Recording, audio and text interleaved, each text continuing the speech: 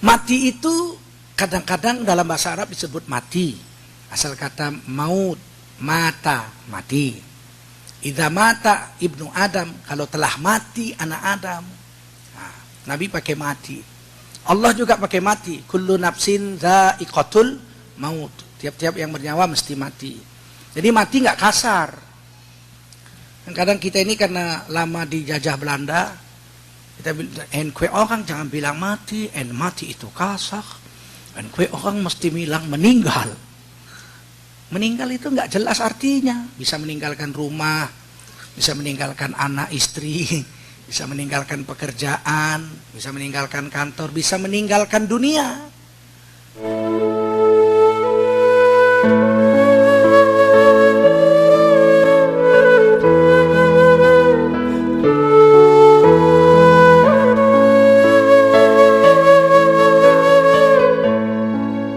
Warahmatullahi wabarakatuh. Hamdan wa syukran lillah wa salatan wa salaman ala rasulillah wa ala alihi wa sahbihi wa mawalah. Allahumma salli ala nabiyina Muhammadin wa ala alihi wa sahbihi ajma'in.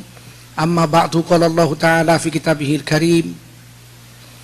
A'udzu billahi minasy syaithanir rajim.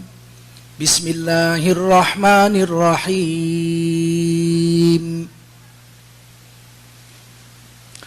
Kullu nafsin dha'iqatul maut wa innama tuwaffawna ujurakum yawmal qiyamah faman zuhziha 'anil nari wa udkhilal jannata faqad faz wa mal hayatud dunya illa mata'ul ghurur.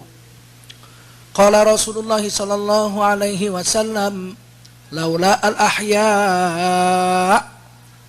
lahalakal amwat.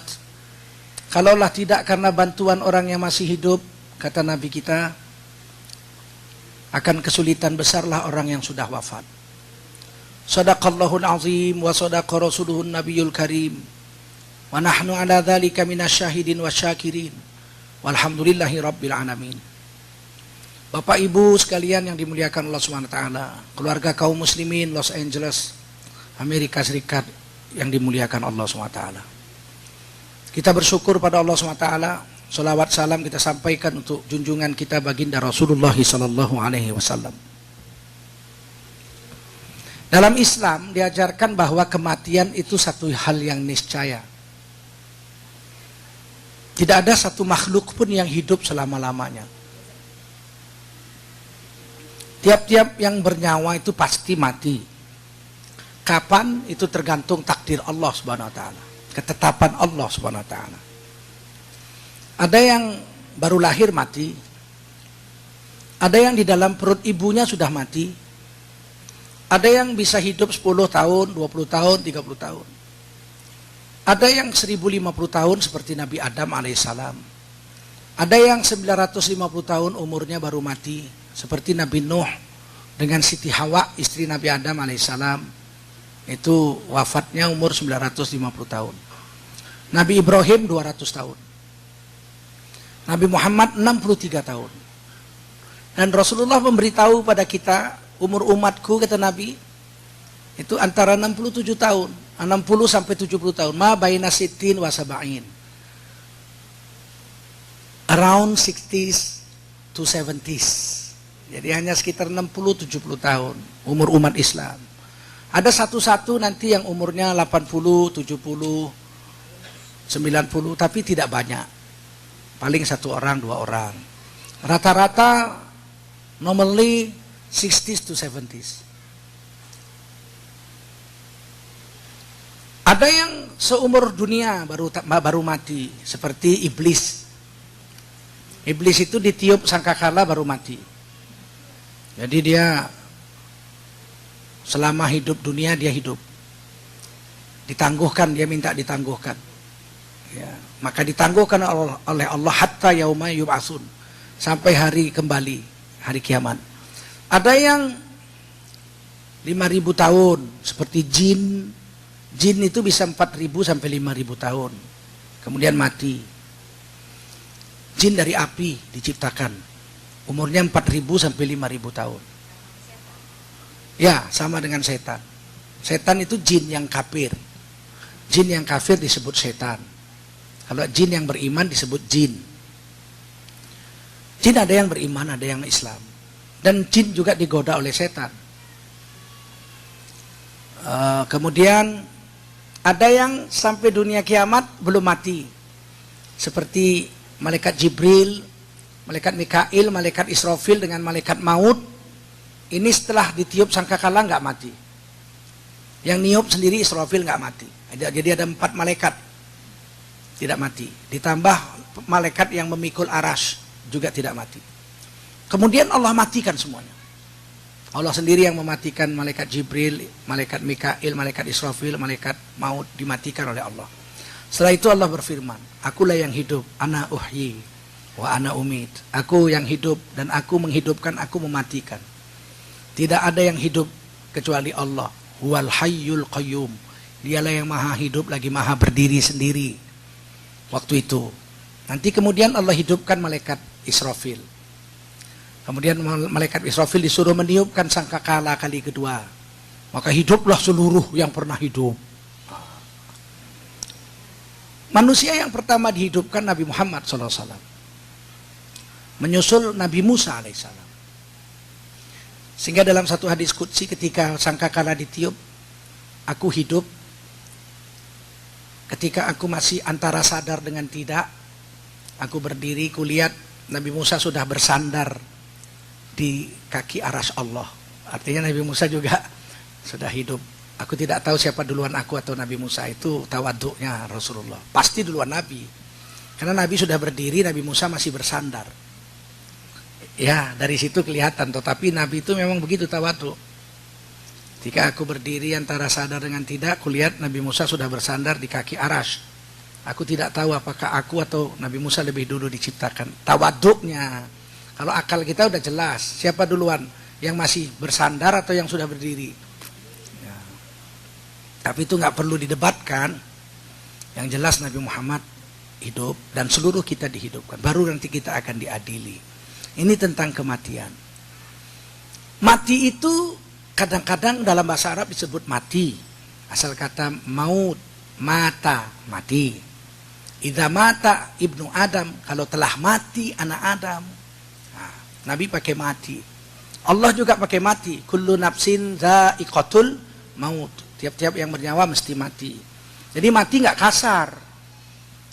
Kadang kita ini karena lama dijajah Belanda, kita bilang, kue orang jangan bilang mati, mati itu kasar. Kue orang mesti bilang meninggal.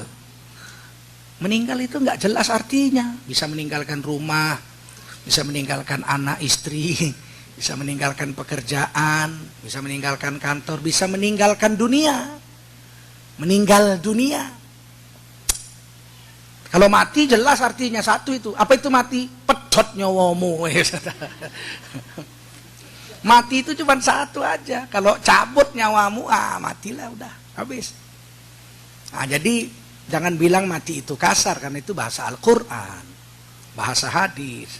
Bahkan kita sholat kita baca, inna sholati wa nusuki wa mahyaya wa mamati lillahi rabbil alamin. Coba ganti besok, inna sholati wa nusuki wa mahyaya wa ma meninggal lillahi rabbil alamin. Kan batal sholatnya. Jadi jangan bilang kasar, itu bahasa Al-Quran. Mati itu satu artinya. Nyawa kita dicabut. Siapa yang nyabut? Kadang Allah langsung.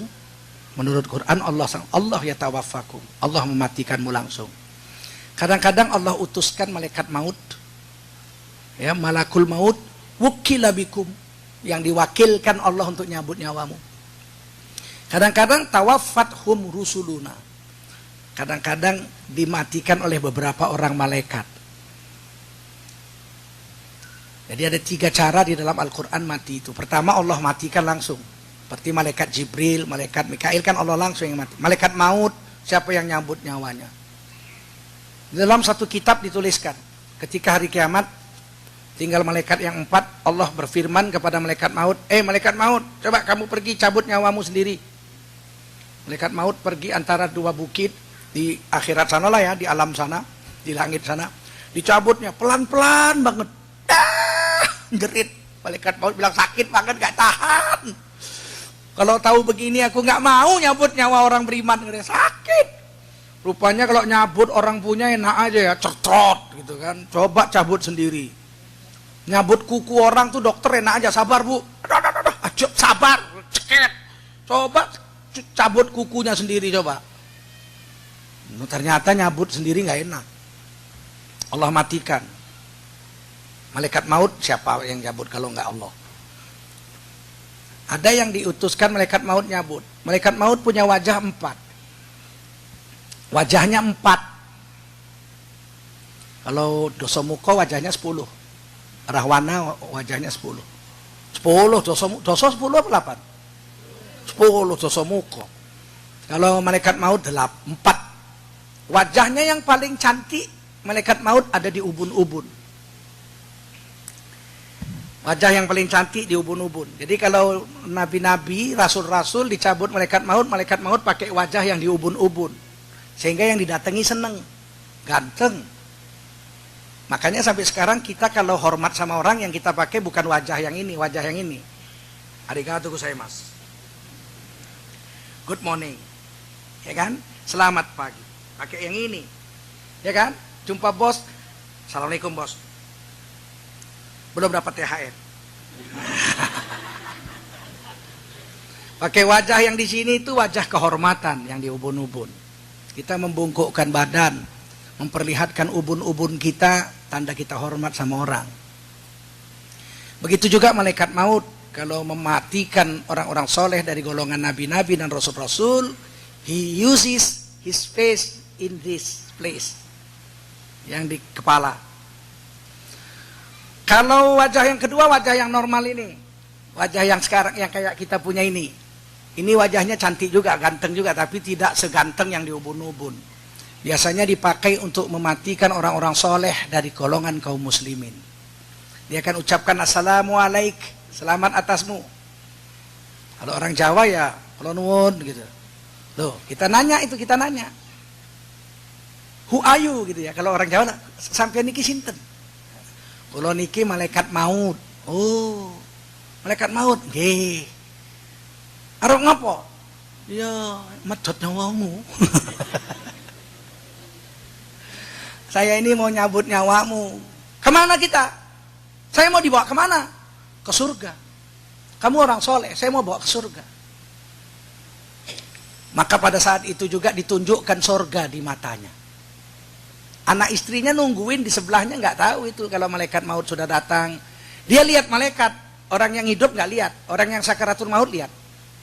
Malaikat maut datang. Jadi mata orang mati dan mata orang sakaratul maut itu jauh lebih tajam dari mata orang hidup. Orang hidup nggak bisa lihat malaikat. Orang mati sudah ketemu malaikat. Malaikat maut, mungkar nakir dikubur sudah ketemu. Yang ngubur nggak tahu kalau yang dikubur sudah ngomong sama malaikat mungkar nakir. Saking tajamnya matanya. Fabasaruka yaumal hadid. Hari ini matamu lebih tajam dari mata pedang. Your sight is very very sharp.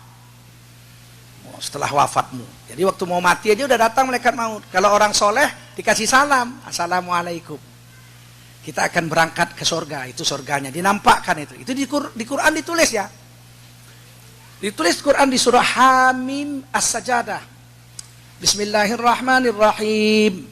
Innal ladzina qalu rabbunallah tsumma istaqamu tatanazzalu alaihimul malaikah alla takhafu wa la tahzanu wa abshiru bil jannati allati kuntum tu'adun nahnu awliya'ukum fil hayatid dunya wa fil akhirah. Ini Quran surah Hamim As-Sajadah. Sesungguhnya orang yang mengatakan Tuhan kami adalah Allah, mengucapkan la ilaha, tsumma istaqamu, kemudian dalam waktu yang lama. Summa itu kemudian dalam waktu yang lama. Kalau dalam waktu yang pendek, fa. Kemudian bahasa Arab dalam waktu yang pendek, in the short time, we use fa. Idza arada syai'an ayyakula lahu kun fayakun. If Allah Subhanahu wa taala want to create something, he just say kun fayakun. Jadi maka jadilah. Fa itu pendek. Kalau summa lama, summa istaqamu. Kemudian lama istiqomah dengan la ilaha illallah itu, enggak tukar-tukar. Dari lahir sampai mati. 10 tahun, 20 tahun, 60 tahun. Tatanazzalu alaihimul malaikah, maka malaikat-malaikat akan turun dari langit. Nah, turun dari langit malaikat-malaikat. Ngapain? Menjaga kita. Orang yang istiqomah ini dijaga pagi, siang, malam. Tidur dijaga, berjalan dijaga, cari nafkah dijaga, sakit dijaga, mati dijaga. Ketika kita mau mati, kalau kita istiqomah dengan la ilaha illallah, turun malaikat-malaikat. Ada 6, ada 8, ada 10. Para malaikatnya akan mengurut-ngurut. Will rub on our body.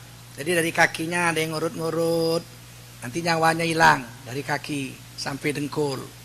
Urut-urut, nyawanya habis lagi sampai paha. Urut-urut lagi sampai perut. Urut-urut lagi sampai dadanya, sesak napasnya. Udah sesak napasnya, sebentar lagi mati. Kemudian sampai leher. Gorgoroh, bahasa Arab ya gorgor, sakaratul maut. Nah, kalau tobat, kalau nyawa udah sampai sini nggak diterima. Innallaha yaqbalu taubatal abdi ma lam yugharghir. Tobat seorang hamba diterima selama nyawa belum sampai sini.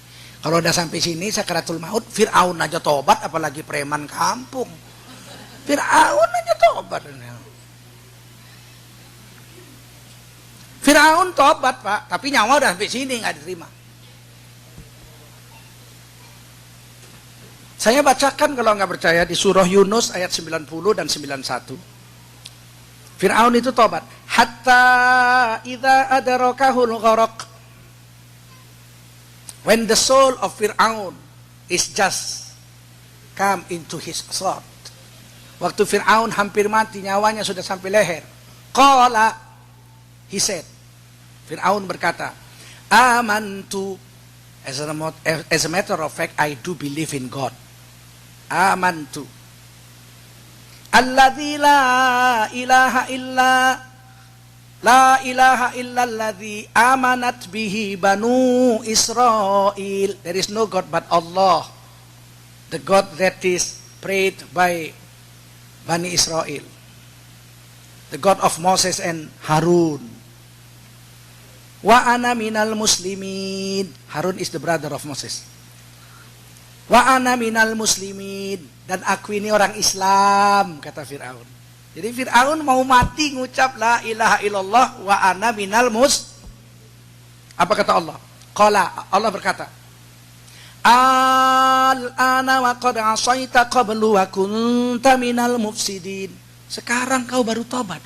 Al-an, now, saiki kowe baru tobat. Sadurunge ngapain kowe? Ngerusak hukum-hukumku. You break my law. Kamu merusak alam semesta. Mematiin orang. Anak perempuan kamu bikin hidup, anak laki-laki kamu sembelih, bayi-bayi, baby-baby, you killed so many babies. Hah? Ditolak, nggak diterima. Tapi Allah kasih satu kelebihan. Fal yauma nunajjika bi banadika litakuna liman khalfaka ayah. Today I will keep your body will be well forever for 1,000 years. I will keep your body be well for 1,000 years. 1,000 years. Litakuna liman khalfaka ayah, to be a remembrance to the people in future that I am powerful to do anything I want. Wa inna katsiran minan nasi an ayatina laghafilun. Sayang 1000 sayang, sebagian besar manusia sudah lihat kekuasaanku, sudah lihat badan Fir'aun tidak busuk, tetap juga lalai dari menyembah aku. Orang nggak sholat, pergi ke Mesir, nggak pernah sholat, berfoto di samping Fir'aun, ceklik, take a photograph in the side of Fir'aun, klik, Farao. Sampai ke Amerika dia bilang, I have gone to Egypt and I see this, the crop of Farao. Ini binatang, ini bajingan tengi, ini ngaku Tuhan, nggak jahat, orang ram-ram. Tapi waktu dia cerita itu dia tetap nggak sembahyang juga, nggak berubah. Koruptor, banyak uang, korupsi di Indonesia, bawa ke Mesir, lihat Fir'aun, pulang dari Fir'aun dia foto nih, lihat Fir'aun jahat, ini manusia bajingan, nggak tanggung-tanggung nih, jahat. Tapi waktu dia ngomong itu sambil ngerokoknya uang korupsi.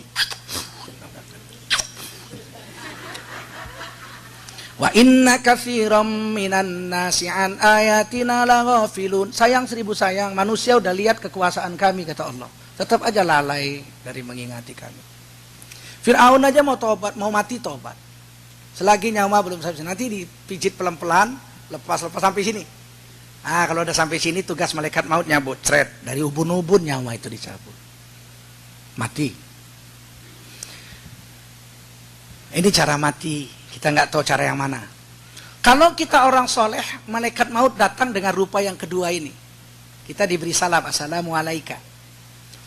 Kalau kita orang Islam tapi jahat, malaikat maut pakai wajah yang ketiga, yang di belakang kepala ini. Nih. Kita pun kalau marah sama orang, kita nggak pakai yang ini, apalagi pakai yang ini. Ini kan sama orang terhormat, assalamualaikum bu, assalamualaikum pak. Kalau yang ini kawan, sebaya, apa kabar kamu? Udah lama gak ketemu, masya Allah. Tapi kalau sama musuh, ini nggak dipakai, ini yang dipakai. Musuh kita datang, musuh kita lewat sana, pakai yang ini. Kalau kita tarik tambang, lomba tarik tambang, mana pernah pakai yang ini? Pasti pakai yang ini. Malaikat maut datang nyambut nyawa orang jahat pakai yang ini. Takut kita lihatnya. Langsung datang bukan assalamualaikum, langsung ditinju wajahnya. Wa yadribuna wujuhahum wa adbaruhum. Ditinju wajahnya, dipukul punggungnya. Muncrat darah dari hidung dan matanya. Yang keempat, wajah yang keempat yang ada di telapak kakinya. Dia kalau mencabut nyawa orang-orang yang nggak percaya dengan Tuhan, saya jadi sendiri, nggak ada yang jadiin saya. Begitu datang malaikat maut, diinjek. Kayak kita sama musuh kalau marah kan, jatuh, pakai kaki kita. Makanya banyak orang mati sampai kejat-kejat gitu. Nauzubillah. Mudah-mudahan kita istiqomah dengan agama. Mati dicabut dengan wajah yang cantik.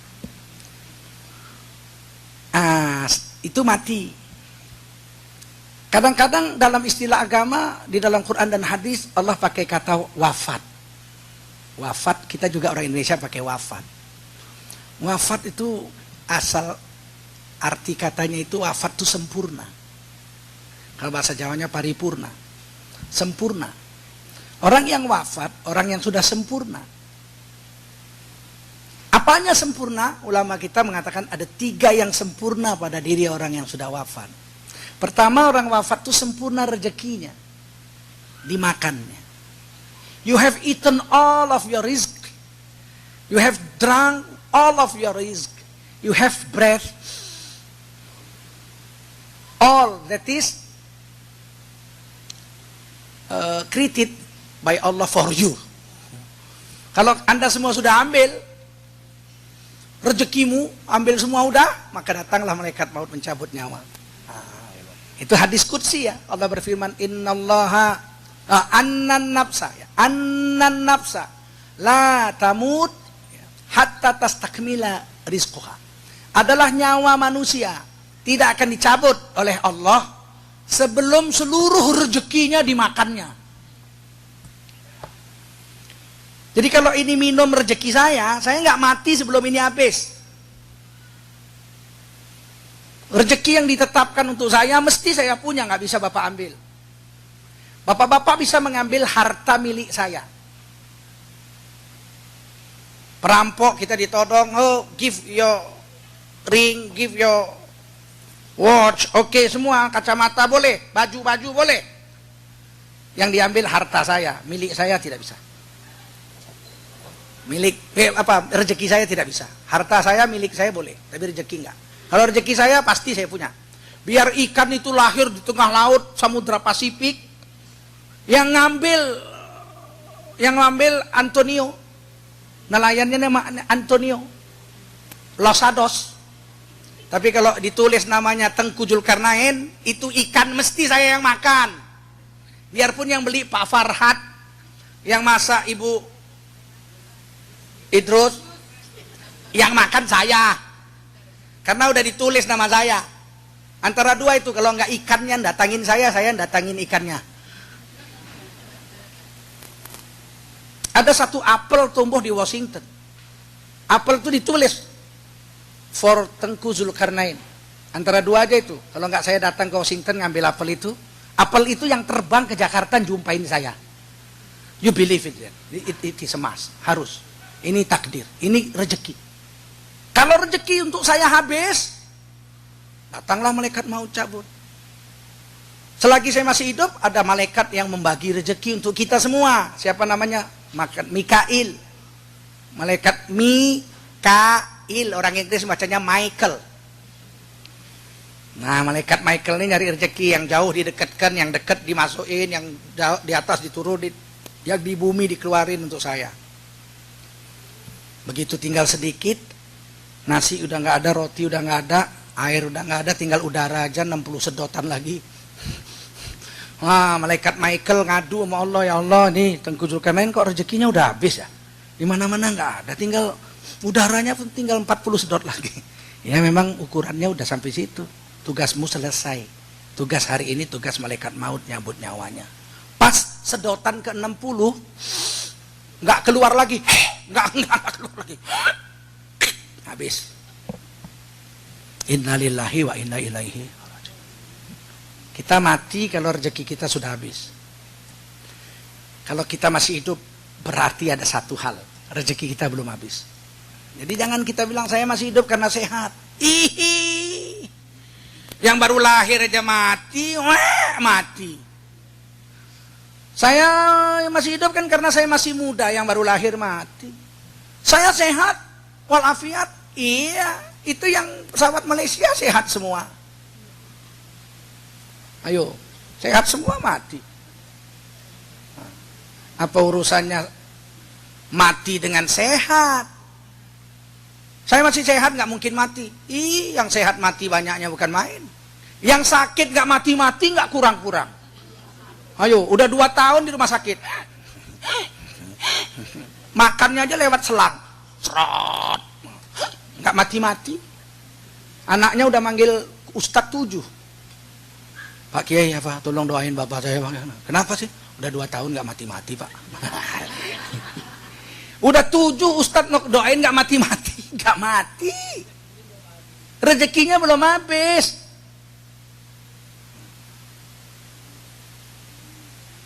Itu satu. Ya. Jadi kalau tanya kenapa kita masih hidup? Karena rezeki kita belum habis. Jadi nggak usah takut nggak datang rezeki. Kalau habis rezeki kita, kita mati. Yang kedua, kenapa dibilang wafat itu sempurna? Orang yang mati itu sempurna penglihatan dan pendengarannya. Di hearing ability-nya itu jutaan kali lebih tajam dari pendengaran orang hidup. Penglihatannya, kita nggak tahu what is at the side of this wall. Apa di samping wall, dinding ini kita nggak tahu. Apa di samping dinding itu, kita nggak bisa lihat. Very limited, our sight is very limited. Tapi kalau orang yang mati, itu pemandangannya tembus kemana-mana. Dari dalam alam barzah kubur tuh dia bisa lihat anaknya di Los Angeles lagi sholat tuh. Lagi dengar taklim, subhanallah, dia doa itu. Ya Allah, tetaplah anakku dalam hidayah, mati dalam hidayah. Tahu-tahu dilihatnya anaknya di Tegal lagi main judi. Innalillahi wa inna ilaihi raji'un. Oh alah nakku, kowe kok main judi nak? Biar aku gedek ke kowe dodol tiwul. Oh, dia lihat itu. Kalau kita sholat, kita doa, dia lihat. Itu ditulis di Quran surah At-Taubah ayat 105. Wa qul i'malu, beramallah kamu, bekerjalah kamu. Fasayarallahu amalakum wa rasuluhu wal mu'minun. Allah akan lihat pekerjaanmu yang kau buat, Rasul akan lihat apa yang kau buat, dan orang beriman pun akan lihat apa yang kamu buat. Terutama bapak ibumu dari dalam kuburnya melihat. Syekh Ibnu Katsir dalam tafsir Ibnu Katsir memberi 2 hadis, Abu Dawud dan Turmizi, bahwa orang yang sudah mati di alam kubur, di dalam barzakh, dia melihat perbuatan anak-anaknya di dunia. Kalau anaknya beramal soleh, mereka berdoa, ya Allah, tetaplah anakku dalam ketaatan, matikan dalam hidayah. Kalau anaknya jahat, dia menangis, dia doa, ya Allah, berhentikan perbuatan jahat anakku, jadikan dia orang soleh, jangan matikan sebelum tobat, sebelum dapat hidayat. Itu doa ibu bapak. Jadi orang yang mati itu sempurna, bisa lihat malaikat. Malaikat maut datang, assalamualaikum, dia lihat. Dia tanya, kamu siapa? Malaikat maut, ngapain? Nyambutnya, oh, istrinya di sebelahnya nggak tahu, anaknya di sebelahnya nggak tahu, karena pemandangannya sangat terbatas. Saya tanya ibu-ibu, udah pernah ibu-ibu jumpa malaikat mungkar nakir? Belum ya? Udah dengar suaranya belum? Orang yang sudah mati udah dengar bu.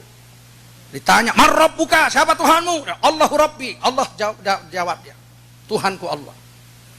Yang ngubur nggak dengar, tapi yang di dalam kubur dengar. Bapak-bapak udah jumpa malaikat maut? Udah jumpa? Have you already met the angel of death? Not yet. Tapi orang yang sudah mati sudah jumpa. Matanya terbatas. Jadi orang mati, mata dan telinganya jauh lebih tajam, sempurna. Sehingga kata Nabi dalam hadis Abu Dawud, jika kamu masuk ke kuburan, ke kompleks kuburan, buka sendalmu. Karena sesungguhnya bunyi sendalmu itu nyakiti kuping orang yang dikubur itu. Saking kuatnya itu. Kita kan cuma keletak-keletuk. Mereka sakit mendengar. Hadis Sahih Abu Dawud itu. Jadi jangan kita pikir orang ini kesalahan kita mengaji hari ini salah ngaji jadi sesat kita. Kita pikir orang mati udah nggak bisa mendengar lagi, udah nggak bisa melihat. Oh udah mati kok, wis mati udah di batang, orang iso ngopo-ngopo. Siapa bilang? Orang kita masuk ke kuburan aja disuruh ngasih salam kok. Assalamualaikum ya ahlal kubur, minal muslimin wal muslimat, insyaallahu bikum lalahikun. Satu hari kami akan nyusul kamu ke situ. Kalau dia budek ngapain ngasih salam? Nengok. Tentu dia dengar. Maka Rasul menyuruh kita memberi salam tuh hadisnya Bukhari Muslim itu. Mereka kita kasih salam. Assalamualaikum ya ahlal kubur minal muslimin wal muslimat. Jadi bukan assalamualaikum sama malaikat penjaga kubur. Malaikat penjaga kubur mana ada muslimin muslimat. Emang malaikat ada perempuan? Nah, nggak ada, itu sama orang yang mati itu. Mereka jawab nggak? Jawab waalaikumsalam. Cuman jawabannya kita nggak dengar. Kalau dengar, assalamualaikum ya ahlal kubur, terus ya waalaikumsalam. Preman aja lari tunggang langgang, apalagi kita. 2. Jadi orang mati sudah sempurna pendengaran dan penglihatan. 3, sempurna amalnya. Orang yang sudah mati itu sempurna amalnya. Amal jahatnya berhenti. Dosanya stop. Gak bisa lagi nyeritain orang jelek. Gak bisa lagi mencuri. Gak bisa lagi korupsi.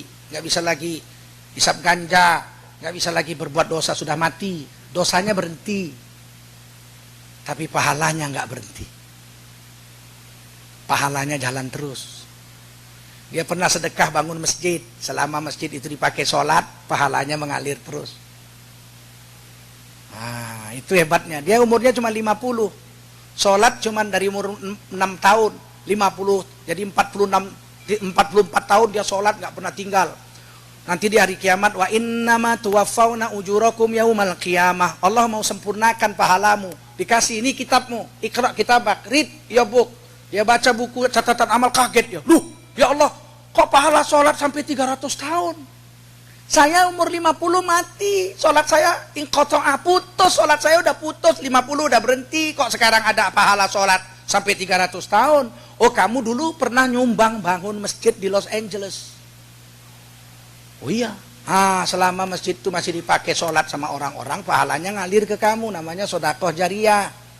Subhanallah, kok 300 tahun berhenti? Ya setelah 300 tahun pecah perang, masjidmu kena bom, pahalanya berhenti.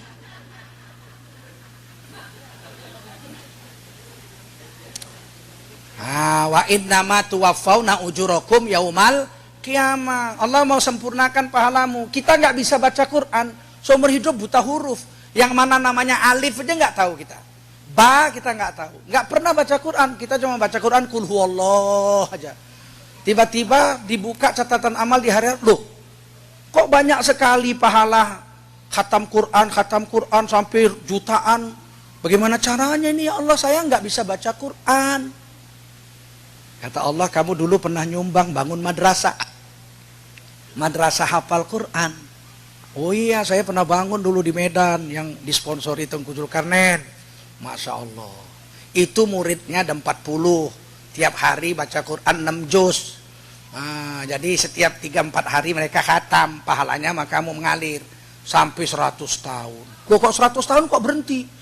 Perang, madrasahnya kena boom. Habis. Wa innama tuwaffawna ujurakum yaumal qiyamah. Hanya saja dengan matimu Allah mau sempurnakan amalmu. Kita boleh jadi tidak bisa baca Quran, Bu, tapi kita bisa dapat pahala khatam Quran kalau kita sedekahi orang-orang yang pembaca Al-Qur'an. Kita boleh jadi tidak banyak sholat, tapi kita bangun masjid. Semua pahala orang yang sholat situ sama kita. Kita boleh jadi tidak alim, nggak bisa baca kitab Arab gundul, nggak bisa.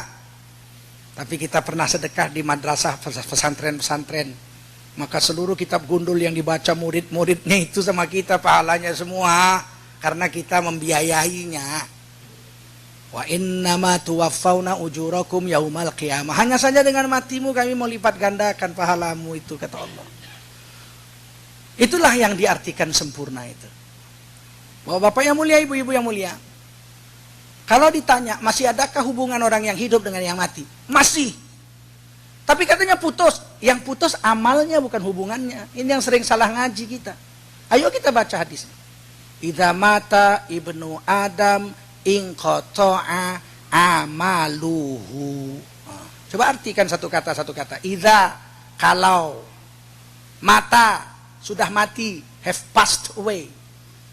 If the sons of Adam alaihi salam passed away, kalau mereka sudah mati, inqata'a amaluhu, putus, stopped his amal. Yang putus itu amaluhu, amalnya. Kalau kita udah mati, amal kita berhenti, sholat kita berhenti, puasa kita berhenti, zikir kita berhenti, sedekah kita berhenti. Coba udah mati 2 minggu datang kemari sedekah, kalau enggak kabur, Pak Endut pun kabur, nggak berani nerimanya. Yang putus tuh kata Nabi amalnya, bukan hubungannya. Kalau hubungannya nggak ada dibilang inqata'a silatuhu, putus hubungannya, enggak. Hubungan kita dengan yang mati itu tetap nyambung sampai dunia kiamat. Buktinya Nabi kita, Nabi Muhammad SAW sudah wafat belum?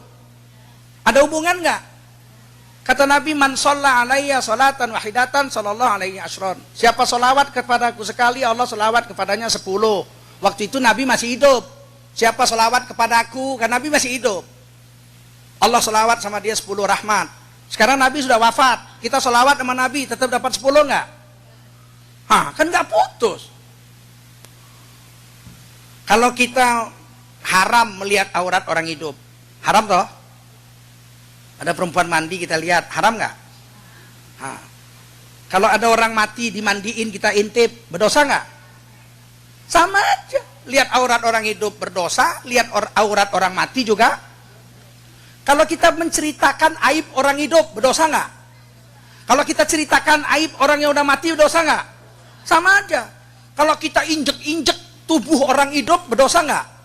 Kalau kita injek-injek jenazah orang mati, berdosa nggak? Sama aja. Kalau kita cincang-cincang orang hidup, berdosa nggak? Kalau kita cincang-cincang jenazah orang mati, berdosa nggak? Sama aja. Apa bedanya? Nggak ada bedanya kok. Cuman dia pindah alam aja, alam barzakh. Nggak ada bedanya antara orang hidup dengan mati. Utang orang hidup wajib dibayar nggak? Utang orang mati wajib dibayar nggak? Sama aja, nggak ada beda. Cuman pindah alam aja. Nafsul mu'min mu'allaqah bidainihi hatta yuqda anhu. Ini hadis sahih Abu Dawud. Nyawa seorang yang sudah mati itu tergantung di awang-awang, artinya nggak diterima, diridhoi Allah. Tidak diridhoi Allah selama utangnya belum dibayar. Jadi kalau masih ada utang yang mati wajib dibayar. Siapa yang bayar? Keluarganya. Kalau keluarganya nggak bisa bayar, kawan-kawannya, saudara-saudaranya. Saudara-saudaranya nggak bisa, kawannya. Nggak bisa, seluruh orang Islam wajib membayar. Ada kawan kita wafat di Los Angeles nih, punya utang 20.000. Kawan saudara-saudaranya nggak bisa bayar. Kita kumpul duit semua bayar.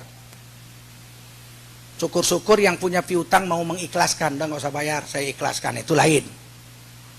Jadi utang harus bayar. Piutangnya pun kita bayar juga. Kita utang sama si A nih, A sudah mati. Apa lunas utang kita? Syukur, alhamdulillah mati, lunas, begitu? Enggak, kita bayar sama siapa? Sama keluarganya, istrinya dan anaknya. Bu, bapak sudah meninggal. Udah meninggal sebulan. Alhamdulillah bu, syukur, alhamdulillah. Kenapa sih pak? Nggak apa-apa, nggak apa-apa. Begitu kan? Enggak. Saya bu, terus terang saya punya utang dengan beliau almarhum 10.000. Nah hari ini saya bayar bu utang saya karena beliau sudah wafat. Ibu lah sebagai istri menerimanya. Lunas ya bu, terima kasih ya bu. Begitu. Kalau enggak ditagih di hari kiamat. Jadi enggak putus hubungan. Utang wajib bayar, piutang juga sama orang mati wajib. Nah kalau ada orang mati ninggalin utang 10.000, dibayar sama istrinya, lunas nggak? Dibayar sama anaknya, lunas nggak? Kalau anaknya istrinya miskin, kawan-kawannya miskin semua, terus ada orang kaya kebetulan lewat ke masjid sholat, ada jenazah. Wah, siapa yang mati nih? Yang mati guru kami pak, guru ngaji, guru Quran, anak-anak kami miskin, punya utang 10.000, nggak ada yang bayar, kami miskin, semua miskin. Terus orang kaya ini ambil cek, ditulis 20.000. Nah ini pak, tolong bayarin utangnya 10.000, sisa 10.000 kasih istri anaknya, suruh pulang ke Indonesia biar kumpul sama keluarganya. Dibayar, lunas nggak? Yang bayar nggak kenal sama yang mati nggak kenal sama yang bayar, lunas nggak? Lunas. Berarti ada hubungan yang mati dengan yang hidup. Siapa bilang putus? Innamal mu'minuna ikhwah. Allah berfirman dalam Quran, orang beriman itu bersaudara. Paham? Kemudian tentu kita ada kewajiban terhadap orang yang sudah wafat. Pertama kita mandikan, wajib dimandikan. Alhamdulillah Ibu Darmi kemarin dimandikan di Arizona ya. Nah itu wajib, itu fardu kifayah. Kalau nggak dimandikan seluruh Amerika orang Islam berdosa. Fardu kifayah. Tapi kalau sudah ada 1-2 orang memandikan sudah gugur seluruhnya dosanya. Kedua, kita wajib mengkafaninya dengan kain 3 lapis. Kain tak boleh katun, kainnya harus tidak boleh sutra, harus kain katun saja. Yang ketiga, kita wajib mensolatkannya besok, insya Allah kita solatkan. Kemudian yang keempat, wajib dikuburkan. Walaupun bayar kuburan, ya apa boleh buat bayar. Kalau dia orang Islam mati nggak bisa bayar kuburan. Di Jakarta sekarang 3 juta, di Bogor 8 juta. Waduh nggak bisa nih, nggak bisa bayar kuburan 8 juta nih. Udah buang ke laut aja, berdosa kita. Bakar aja, bakar udah, abunya masukin kendi udah, nggak boleh. Yang 8 juta itu kita yang bayar, yang hidup. Kewajiban kita menguburkannya. Paham? Kemudian apa? Kita disuruh mendoakan orang yang sudah mati. Quran yang nyuruh itu, surah Al-Hasyr ayat 11. Rabbana ighfir lana wa li ikhwanina alladzina sabaquna bil iman. Ya Allah, ampunkan dosa kami dan dosa orang-orang yang sudah mati lebih dulu dari kami yang sama-sama beriman. Jadi orang mati suruh doakan, Rabbighfir lana, Rabbana ighfirli wali walidayya walil mu'minina yauma yakumul hisab. Ampunkan dosa kami, dosa orang yang sudah mati dari sekarang sampai hari kiamat. Nah, demikian, mudah-mudahan ada manfaatnya. Semoga wasiat-wasiat yang sudah wafat bisa kita laksanakan, karena sengaja menghindarkan wasiat juga berdosa. Sengaja melanggar wasiat. Ini wasiat anak-anaknya jangan dipotret, jangan dipotret. Jangan kita gatal-gatal potret, nggak boleh. Nah, kalau wasiatnya begitu. Kalau wasiatnya melanggar hukum Allah baru kita nggak laksanakan. Kalau wasiatnya sesuai dengan agama, wajib kita laksanakan. Ya, demikian saja. Wassalamualaikum warahmatullahi wabarakatuh. Alhamdulillahirrabbilalamin. Ada sebuah pengumuman lagi.